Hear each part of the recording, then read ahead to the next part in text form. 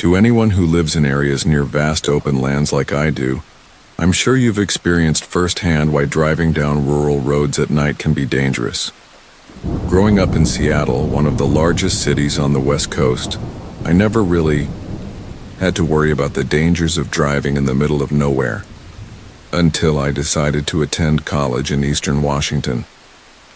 For those who have never been, Eastern Washington is vastly different from the western side. Some might even think they've accidentally crossed into another state.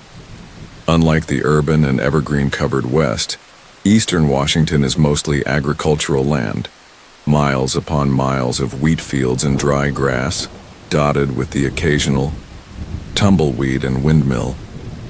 Driving through this area during daylight, especially on a nice day, can actually be quite scenic. The expansive sky above, the golden rolling hills stretching endlessly on both sides. It's a peaceful sight. But driving through Eastern Washington at night, that is one of the most terrifying experiences I've ever had. And here's why. If you've ever driven on a dark country road at night, you've probably been warned about the obvious dangers: drunk drivers, people falling asleep at the wheel, or animals suddenly darting onto the road. In my area, we also deal with a lot of reckless overtaking, mostly due to impatient drivers trying to get home faster. But aside from these logical hazards, there are plenty of superstitions as well. Stories of demons, ghostly hitchhikers waiting by the roadside at odd hours, and of course, tales of people vanishing without a trace. Perhaps the most dangerous aspect of driving on these remote roads, though, is the complete lack of cell service across vast portions of the region. If something happens to you out there, you're on your own. There are no towns, no houses, nothing for miles. The chances of another car passing by anytime soon, slim to none. With all these risks in mind, let me tell you about an event that I hope will serve as a warning. The scariest thing about driving through these open fields at night is the sheer absence of light. With no streetlights, no nearby towns, and nothing but your headlights piercing the darkness, the only illumination comes from the stars and the moon above. It's a surreal experience to look out your window and see nothing but pitch-black void beyond the roadside guardrails. You don't know what could be out there, and that is why you should fear driving on rural roads at night. One night, my boyfriend and I were driving home from my family's cabin in Eastern Washington when I noticed a car pulled over on the side of the road. As we passed it, I realized it was completely empty, and I couldn't help but wonder where its occupants had gone. There was nothing within walking distance, just endless fields. I assumed they had run out of gas and hitched a ride to the nearest town. My theory about the missing people prompted my boyfriend to tell me a story I will never forget. In the late 90s and early 2000s, Washington State had a bit of a cult problem. This wasn't the first time I'd heard about it. One of the church camps I attended as a kid was actually built on the grounds of a disbanded satanic cult. Many of these cults settled in the East, where isolation allowed them to operate unnoticed. With no one around to interfere, they could do whatever they pleased, completely off the radar. My boyfriend told me that one summer morning, a small-town police station in one of the few settlements among the farmland received a missing persons report. A distraught woman called, saying her husband hadn't come home after his night shift at the paper mill. She feared he had been in an accident as he wasn't answering any of her calls. Accidents at night weren't uncommon. Many of these small-town residents had to commute long distances to work. The station agreed to send out a patrol car to search for him. Along the way, the officers noticed that one of the speed limit signs was missing. They made a note of it, thinking it was probably just bored kids messing around. After all, there wasn't much else to do out there. Then, they found the missing man's car. It was parked neatly on the side of the road halfway through his commute. The vehicle was in perfect condition, not a single scratch. But the man was nowhere to be found. His wallet and phone were left on the passenger seat. Something was very wrong. Weeks passed, and he remained missing. The police had no leads. Then, another missing persons report came in, eerily similar to the first. Another person had vanished after a late-night commute. When officers found the second car, they noticed something different. Faint scratch marks on the driver's seat, trailing down to the floor and out of the door. It looked as though someone had been dragged out of the vehicle. Fearing an abduction, the police issued a warning to the locals. Lock your doors, drive straight home at night, and be wary of anyone approaching your car. Then, one night around 2 a.m., the station received a call that finally answered their questions. A couple had been driving down the same road where the others had disappeared, and had barely escaped the fate of those before them. They had been cautious, having heard the warnings. Their doors were locked, and they were keeping an eye out for anything unusual. As they entered a section with no cell service, they noticed a single light hovering in the middle of the road ahead. Slowing down to get a better look, they saw something that still haunts them to this day. A human chain stretched across the road, people holding hands, forming a blockade. In the center, a man stood with a flashlight clenched between his teeth. The couple had no way forward. Then, in an instant, shadows moved from the darkness on either side of the road. Two figures leaped from the guardrails and rushed toward the car, trying to rip the doors open. The human chain had been a distraction. Luckily, their doors were locked. The husband threw the car into reverse and slammed the gas, speeding away. The moment they regained cell service, they called the police. When asked if they saw where the figures went as they fled, they responded, "Back into the darkness." An investigation followed, but the people on the road were never found. To this day, no one knows who they were, where they came from, or why they were doing this. Eventually, the bodies of the missing men were discovered, tied to what appeared to be the stolen speed limit signs. Their bodies had been severely burned. The police suspected cult activity, but there was no trace of these people anywhere. It was as if they had vanished into thin air. And what's more unsettling, they could still be out there. All I can say is this: next time you find yourself driving down a dark country road at night, staring into the abyss beyond the guardrail, think twice, because you never know who or what might be staring back.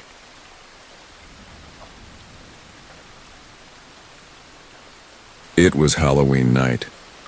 My parents had gone to an adults-only Halloween party at their friend's house, leaving me, a 14-year-old boy, and my 12-year-old sister home alone to hand out candy to the neighborhood kids.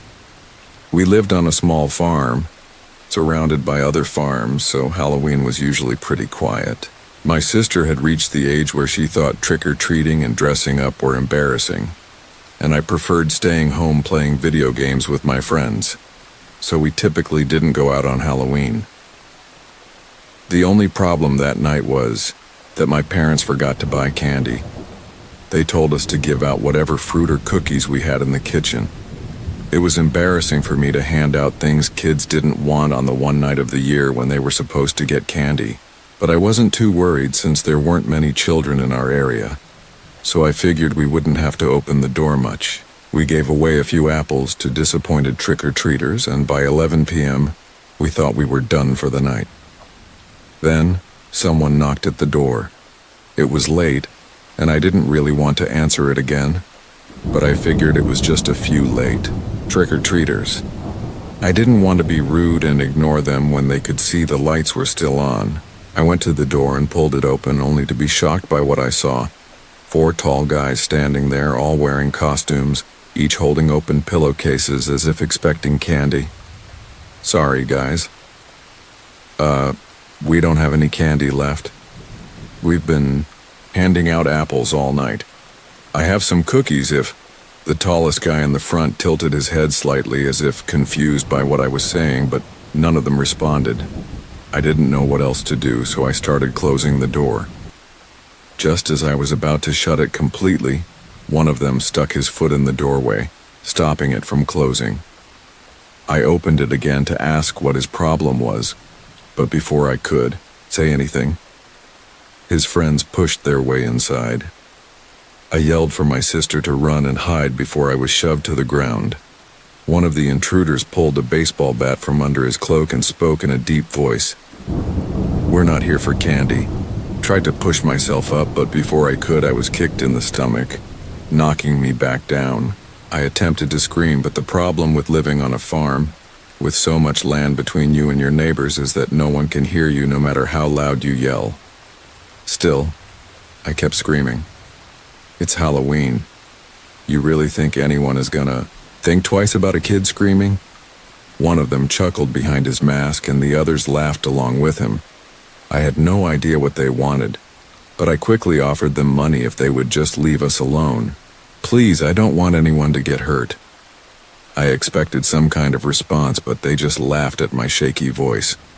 One of them mocked me. "Oh, look at the scared little boy. Where's your daddy to save you now?" I felt a sharp pain in my ribs as the guy with the bat swung it into my side. I tried to focus on their voices, listening carefully to guess their ages. From what I could tell, they weren't much older than me, maybe teenagers. A flood of thoughts ran through my mind. They definitely weren't adults, yet they were acting like complete psychopaths. I crawled toward the corner of the room, wincing, in pain, while they talked amongst themselves about which rooms to search and what to take. One of them dragged me outside while the others ransacked the house. As he led me toward the barn, I spotted my sister hiding outside her bedroom window, perched on the roof. She was completely still, watching everything unfold. The guy pulled me to the pigsty, yanked the door open, and shoved me inside. He held up the bat and threatened me, forcing me to roll around in the mud while he filmed the whole thing, laughing the entire time. I was terrified, exhausted, humiliated, and completely helpless. After what felt like an eternity, he let me out and dragged me back into the house to show his friends what he had done. They took turns tormenting me, forcing me to drink toilet water, eat trash, and endure things so disgusting I can't even bring myself to describe them. As they yanked me around the house, I could only hope they wouldn't find my sister. Strangely, they never even mentioned her. Eventually, they dragged me to the kitchen, tied me to a chair, and continued trashing the house. At some point, I must have blacked out because the next thing I knew, I was waking up in a hospital bed, hooked up to machines. My mom was crying beside me, and when she saw I was awake, she took the time to explain everything. It turned out that the girl I had just broken up with the week before had asked her older brother to scare me as revenge for hurting her feelings. I guess he and his friends got carried away. As sick as it sounds, I don't even think they planned for things to go that far. They just got caught up in it. Thankfully, all of them were caught, but only the older brother ended up in prison. He got 5 years for aggravated assault and home invasion. The others took plea deals in exchange for testifying against him and got off with probation. I still struggle with what happened, even though it's been almost a year. But if there's one thing I can tell kids who open the door on Halloween when their parents aren't home, it's this: always check the peephole first.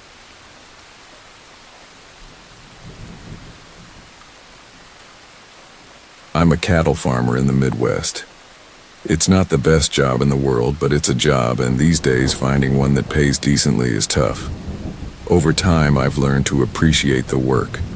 Cleaning up after the herd, checking their hooves, milking, and assisting with births when needed. From the outside, it might look messy, and well, it is, but I've gotten used to it. I don't even notice the smell anymore, unlike when I first started. At the beginning, I could barely stand it. But now, it's just a part of life. The farm belonged to my father, and before him my grandfather, and before that my great-grandfather. The story I'm about to tell you comes from my father. He told me this when I was just starting out, almost like a lesson in what not to do when working with animals and farm equipment. Now, it's just a memory.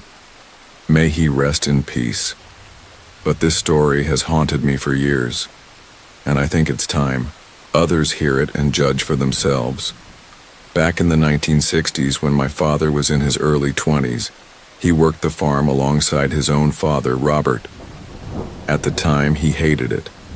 He hated the smell, which was even worse in the summer heat, and cleaning up after the cattle was the worst part. There was a large barn, almost like a warehouse, where the cows were kept overnight and fed. During the day, they grazed in the fields, but at night they stayed in the barn, where they relieved themselves all over the concrete floor. Every morning, after the cows were let out, my father's job was to take a long hose and spray all the waste down a chute at the far end of the barn, leading into a massive underground storage tank. Once a week, a man would come to pump out the tank and dispose of the waste. It was a nasty job, but my father did it well. My grandfather decided that the workload was too much for just the two of them, so they started looking to hire an extra farmhand. Weeks passed, and no one showed interest in the job. Then one day at the local feed store, they met a man named Walter. He was in his late 20s, eager to work, and had been unemployed for years. With his wife expecting their first child, he desperately needed a paycheck. My grandfather hired him on the spot, and by the next day, Walter was working harder than anyone my father had ever seen. He was determined, ambitious, and constantly running around the farm, fixing things and learning everything he could. He loved the job and told everyone that he just wanted to be good at what he was being paid to do. He believed in honest work, and that people should earn their wages. My father admitted he liked having Walter around, not just because of his work ethic, but because he was also naive and easy to manipulate. My father had his daily chores assigned by my grandfather, but every time he was given a task, he would just hand it off to Walter. Walter didn't mind, because he didn't know any better, and my father didn't care because it meant less work for him. 4 months passed, and by then Walter was doing most of the labor around the farm. My father even found it amusing how willing Walter was to do whatever he was told. One sweltering summer morning, after the cows had gone out to graze, my grandfather instructed my father to spray the manure down the chute as usual. My father, as always, passed the job on to Walter and sat by the barn smoking. When Walter finished, he came outside excited and told my father he had an idea that could greatly benefit the farm. He suggested that instead of paying someone to empty the tank, they could do it themselves and use the manure as fertilizer for the fields. The nutrients would help the crops grow bigger and faster. At first, my father thought it was a dumb idea, but then he thought it would be hilarious to see Walter actually try to empty the tank. So, he agreed. He didn't tell my grandfather, because he knew he wouldn't approve. He just wanted to see how it would play out. He showed Walter where the release valve was and how to drain the tank into large containers. He warned him to be careful not to open the valve too fast or the pipe could clog, and they'd have to call someone to fix it. Then, my father left Walter alone to carry out his plan and wandered around the barn, checking gates and making sure everything was in order. What he didn't know was that Walter had indeed opened the valve too quickly, clogging the pipe. In an attempt to fix it himself, Walter climbed on top of the tank, opened the hatch, and used a long pole to try and clear whatever was blocking it. That's when my father heard the scream coming from inside the barn. He rushed over to find Walter had fallen into the massive 5,000-gallon tank, which hadn't been emptied in a week.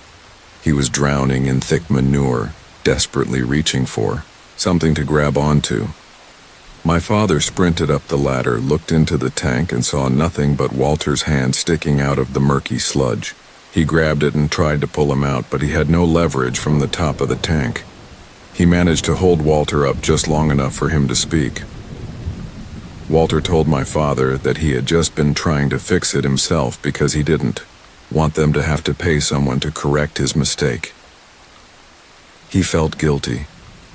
My father reassured him that everything would be fine, that they would fix it together. But then Walter's hand slipped from his grasp and he sank back into the filth. This time there was no part of him left to grab onto.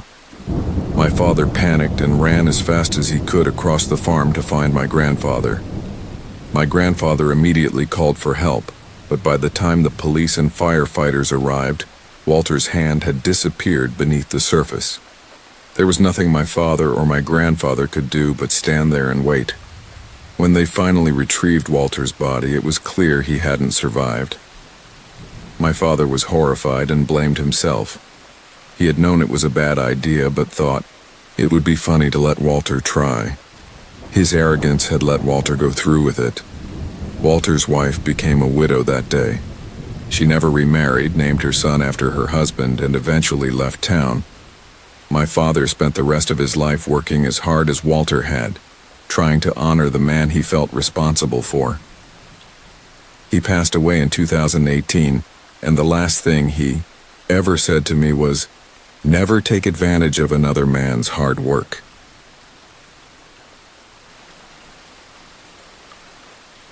I want to start by saying that I'm an average-built man, about 5'10", but with broad shoulders. I'm a little taller than most, standing at 6'1", so I'm not someone you'd typically see as an easy target or victim. I'm passionate about the outdoors. I love being deep in the woods, whether with friends or alone. There's something I find incredibly peaceful about sitting by a creek, surrounded by nothing but nature. I especially enjoy hiking, and I usually start my hiking trips in the spring. My favorite local hiking spot is in a small town in southwest Ohio. It's typically a very quiet, peaceful, and relaxing place. You'll usually run into a few other hikers, maybe a family swimming in the creek, or just some wildlife along the trail. Even though what happened turned out completely different, it started just like any other hike. I grabbed my pocket knife and water bottle and headed out. When I arrived, I chose my favorite trail and started down the loop. It was a breezy mid-spring day, and I had been hiking for about half an hour. Then I heard it, a sound in the distance that resembled a woman screaming for help. I stopped at the base of a small hill, listening closely, and then I heard it again. At that moment, I ran up the hill to see if someone nearby was hurt and needed assistance. But as I reached the top, a sinking feeling hit my stomach, and my instincts told me to mind my own business. So I did. Still, I stopped a little further ahead and listened again. I hadn't heard the noise for a while, but I wanted to make sure. The wind blew again, rustling the trees, and suddenly, the sound came once more. I convinced myself that it was just the trees and kept walking, trying to shake the strange nausea settling in my gut. I rounded a bend in the trail, entering a small clearing with some bushes scattered around. That's when I saw him. A man was kneeling on the ground, his face down. He had a dog with him and was wearing a backpack. I assumed he had dropped something and was searching for it. I kept walking along the trail, heading in his direction. As I got closer, he looked up at me and stood. He was a big guy, maybe around 6'4", and well-built. His face had the look of someone who had been through a rough life, maybe even a drug user. He blocked the trail. I stopped about 10 feet away, keeping eye contact and maintaining my distance. Then he asked me if I had ever smelled these flowers, before pointing to some on the ground. I replied, "No, I haven't," trying to be as polite as possible. He stared at me for a moment and then said, "Every spring, I have to kneel down and smell these flowers. They don't smell like anything else you've ever experienced." I simply said, "That's nice," pausing for a moment. I could tell he was sizing me up. Then he said, "Yeah, you should really smell them sometime." He gestured toward the flowers again, signaling for me to kneel. I responded, "Maybe another time." A subtle look of disappointment crossed his face, and an awkward silence followed. Breaking the tension, I complimented his dog. "That's a really beautiful dog you've got." "Yeah," he said. "She's a really good girl." At that point, I had enough of the interaction. "All right, I'm going to keep going," I said, stepping forward slightly. The man hesitated, then said, "Be careful." He turned and continued walking in the opposite direction. I moved on, but after about 5 seconds, I glanced over my shoulder just to make sure he wasn't following me. He was gone, completely vanished from the trail in just a few seconds. You'd think that would make me feel relieved, but not knowing where he was actually put me more on edge. I decided to try and enjoy the rest of my hike, and took a detour down a path I had always noticed but never explored. The trail led about a quarter-mile through a field with trees on either side before reaching a signpost splitting into 3 smaller trails, all leading to different backpacking campsites. I stopped for a moment to use the restroom, then glanced over my shoulder again. Nothing. But as I reached the signpost, my stomach twisted again. Something told me not to go down that trail, to turn back. So I listened to my gut. I turned around and started heading back toward the main loop, gripping my pocket knife tightly in my hand. I was about halfway back to the main loop when I saw him again in the distance. The man had turned around. He was now walking directly toward me. I had replayed this situation in my head 100 times, and logically it made no sense for him to be back here. We had been walking in opposite directions. I had covered more distance than him, yet somehow he was ahead of me, walking toward me. My throat tightened and my stomach churned. As he passed me again, he looked irritated. Then his eyes dropped to my hand where I was holding my knife. He said once more, "Be careful." Then he kept walking past me, his dog trotting beside him. Thankfully, that was my last encounter with him. And as for the noises I heard, I'm pretty sure there was no woman at all. I don't know if he was truly a person or something else mimicking one, but I don't really care to find out. I believe the screams were a lure, and thankfully I didn't take the bait. For the rest of my hike, I moved quickly and got out of those woods as fast as I could. I still hike there, and I still take that trail, but now I don't do it without a pistol on my hip. I think he wanted to trick me into kneeling down to smell the flowers so he could catch me off guard. Only God knows what he planned to do. But I believe that because I had a weapon and followed my instincts, that's why I made it out of those woods that day. Maybe it doesn't sound that bad when I tell the story, but I know what I felt that day. No matter your gender or size, you can become a victim if you let your guard down. Always trust your instincts, stay aware of your surroundings, and always be prepared to defend yourself, especially when you're alone in the woods.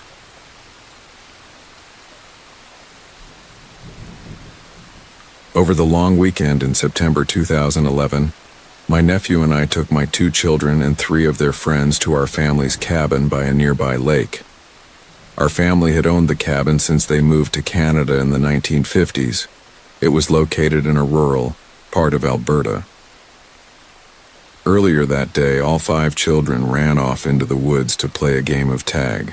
Not long after they started, one of them came running back to me saying that there was a man in a gray shirt hiding in the bushes watching them play. As you can imagine, I was quite alarmed, but I tried to remain as calm as possible while I went to check. By then, the other children had also seen the man watching them. We searched the area, but he was gone. The dense bushes made it difficult to look for him. At that point, I thought it would be a good idea to leave the cabin for a while and get our minds off the strange encounter. No one dwelled on the unsettling event as we packed up our things and drove to the beach. However, when we arrived, we were met with an unexpected sight. Police cars and rescue personnel were scattered around the beach and throughout the small town. We soon learned that 2 people had drowned in the lake that day. Needless to say, our beach trip was not the fun outing we had anticipated. We returned to the cabin around 7 p.m. and had dinner. The children played for a while, and then we set up all the beds in one room so we could sleep together, feeling safer after the strange events of the day. Once the kids were settled in for the night, I went down to the living room, which had a large deck facing the forest. There was a sliding door leading out to the deck. My nephew and I were chatting when we suddenly heard knocking sounds coming from the back deck. At first, we didn't think much of it, but the noise grew louder and more intense as if it was getting closer. My nephew, who was in his early 20s at the time, decided to check it out with me. I don't think I mentioned this before, but I was in my 30s at the time. As we stepped out to investigate, we saw a man in a gray shirt tapping an axe against the deck floor. I immediately recognized him. He was someone we had a restraining order against. The moment he saw my nephew, he took off running. I wasted no time and immediately called the Royal Canadian Mounted Police. Within 10 minutes, 3 units arrived, weapons drawn. Fortunately, all the children were fast asleep upstairs and unaware of the commotion. The police searched the area for some time, but they couldn't find him. It was pitch dark, and the thick brush surrounding our property made it easy for him to disappear. Needless to say, I slept in the bedroom with all 5 children that night. The next morning, we packed up and left, not wanting to risk a repeat of the previous night's events.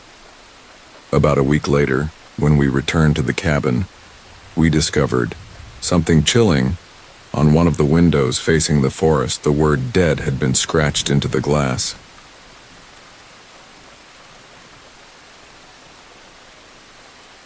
When I was 13 years old, my parents told me they were sending me to a summer camp for 2 weeks. At that age, I was extremely introverted, and I guess sending me to camp was their way of forcing me to develop social skills before I developed some kind of anxiety disorder or something. Looking back, I understand why they did it. No parent wants to see their child grow up to be a lonely weirdo who ends up socially stunted and resentful of the world.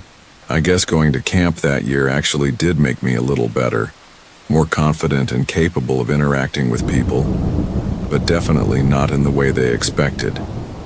When they first told me I was going to camp, saying I wasn't thrilled would be the understatement of the century. I nearly burst into tears right then and there, and I begged them not to send me to what I imagined would be a 2-week-long torture session in the wilderness. I promised I'd improve my hygiene and try to be more social, but they weren't having it. They made it clear that I was going to camp no matter what.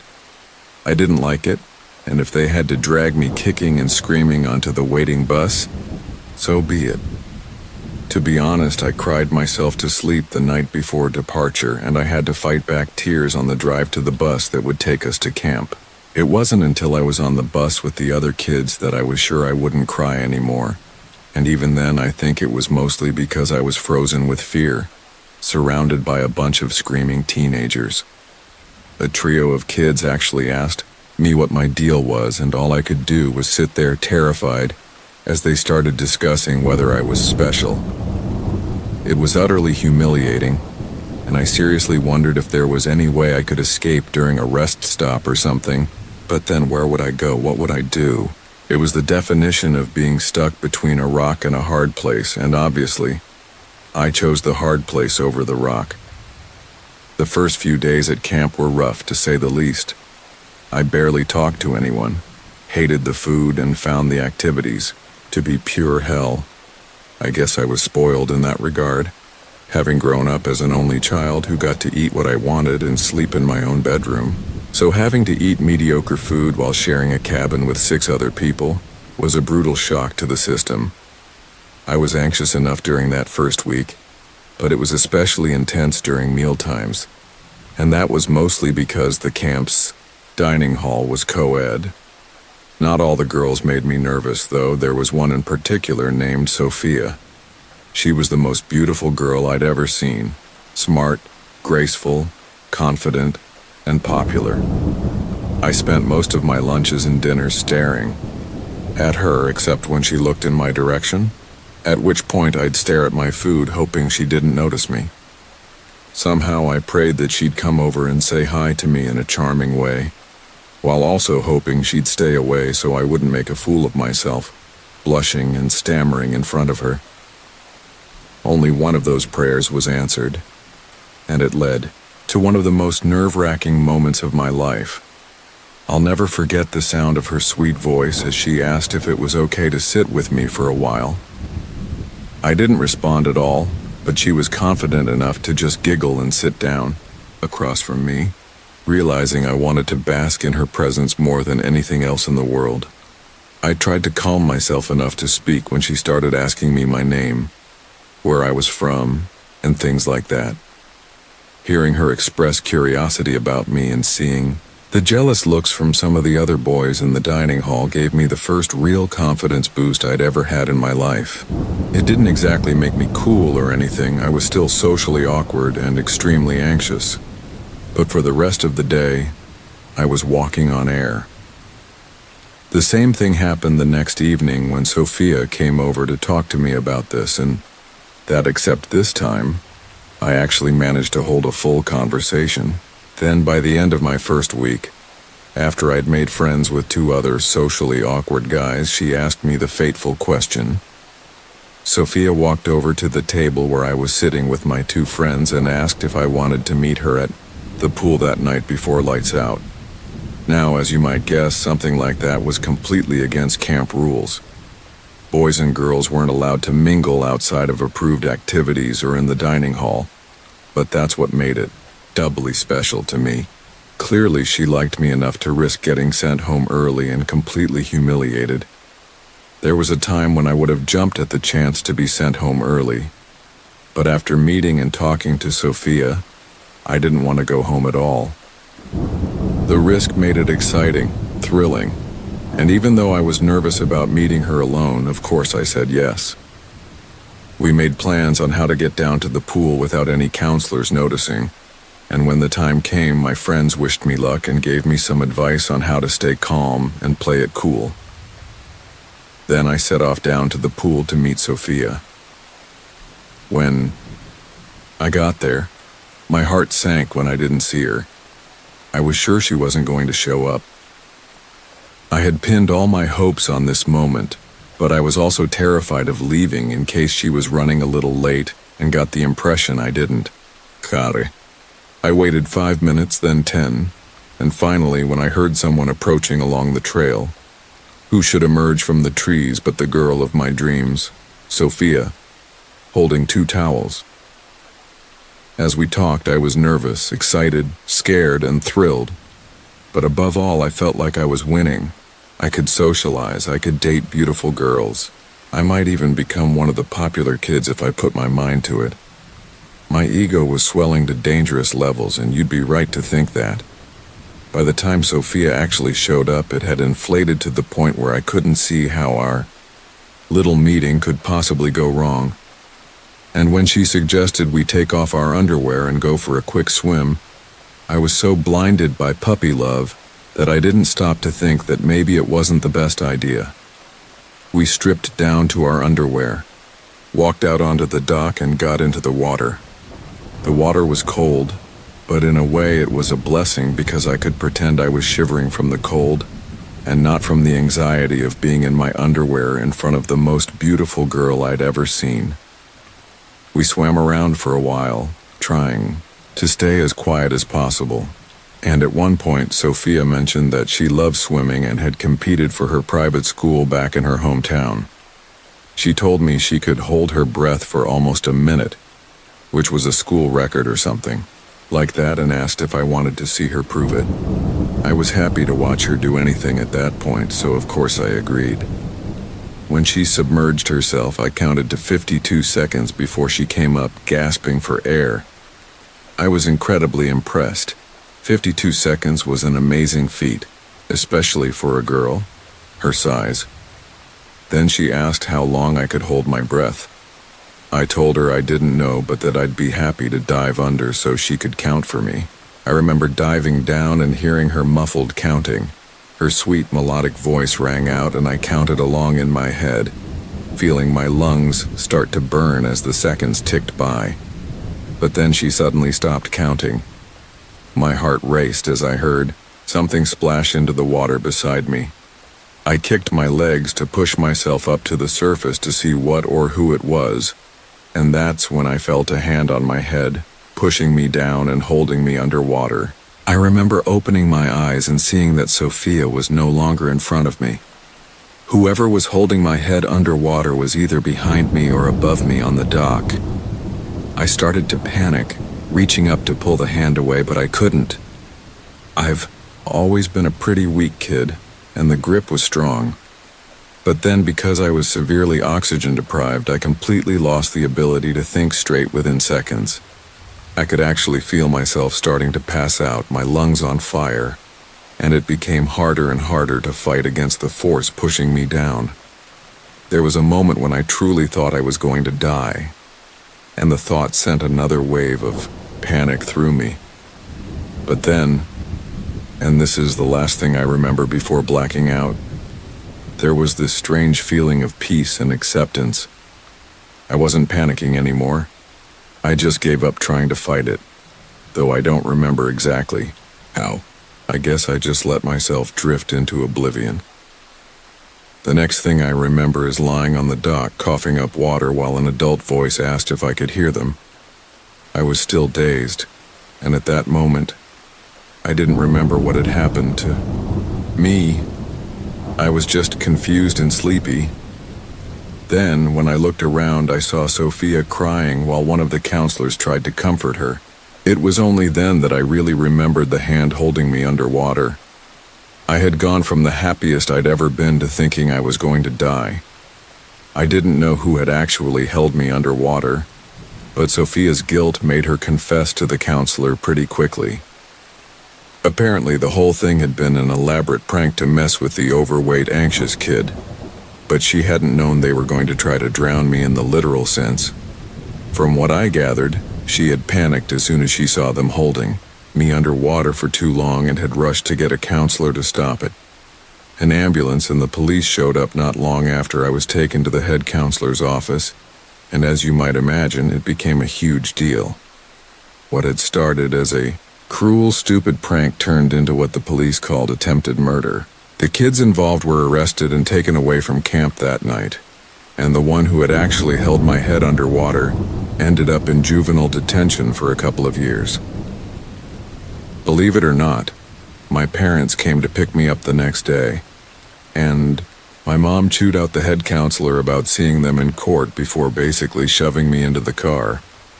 I hadn't cried on the way to camp, but I cried on the way home.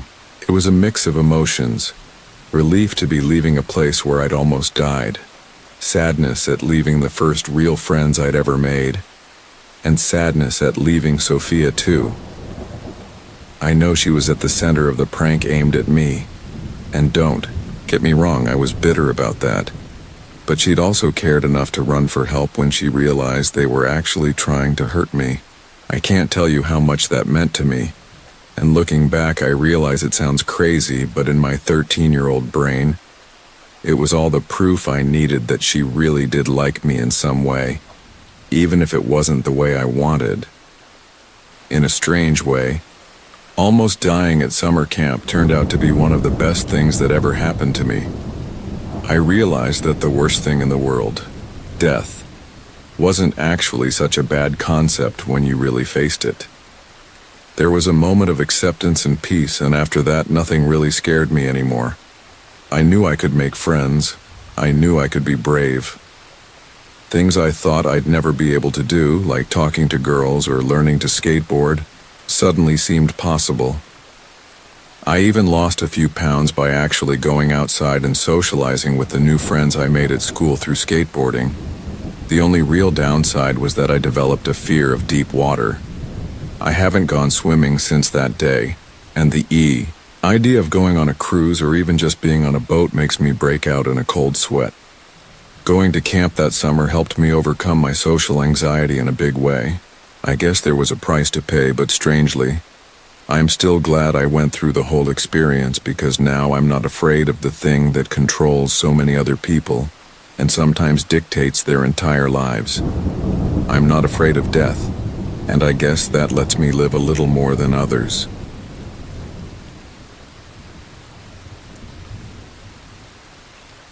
It was the summer of 2019, and we had planned a road trip from Texas to New York, as well as the surrounding states. Our road trip went well. We ventured through some truly amazing states and cities. The traveling group consisted of my husband, our 2 daughters, my in-laws, and me. We were quite cautious about the hotels we stayed in since we had 2 young children.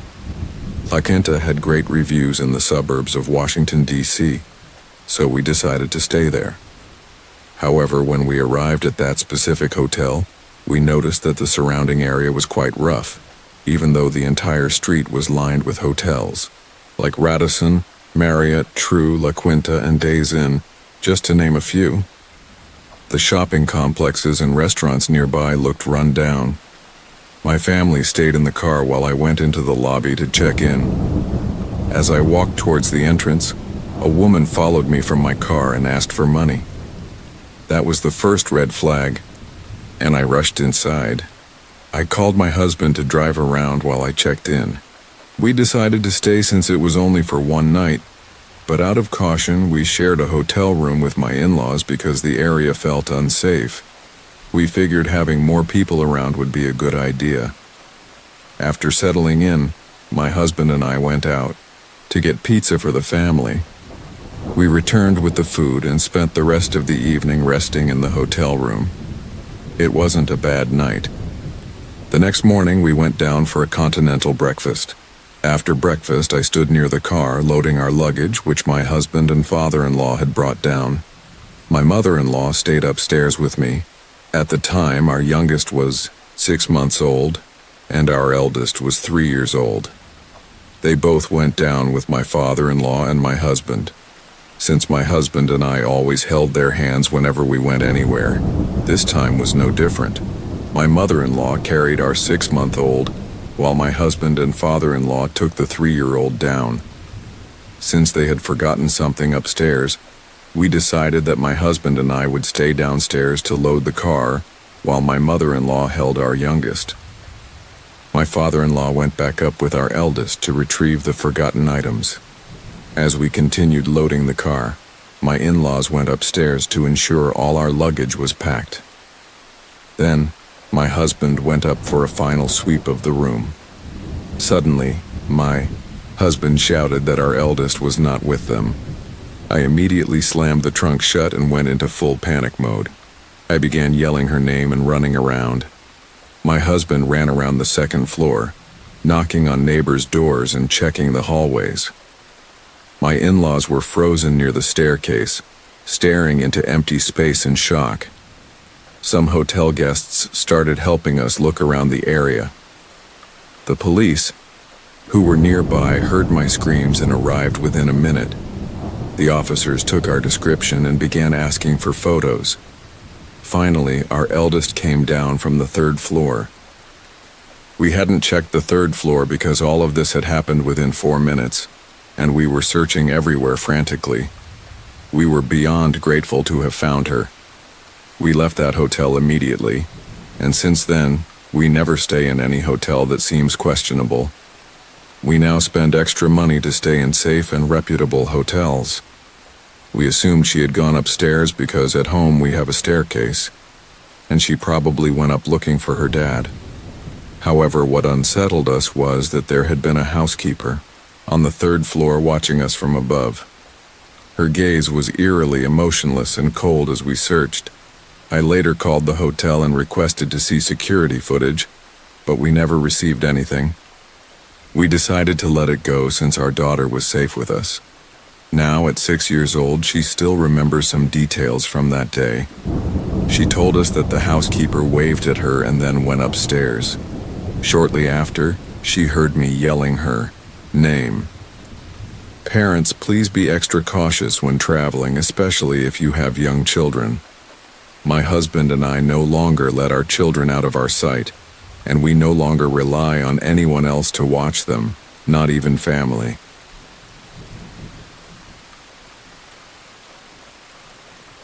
During my freshman year of college, I had a boyfriend whom I eventually broke up with. At that time, I was still a naive first-year student, and right around the same period of my breakup, I had my first encounter with my stalker. Let's call him Mark.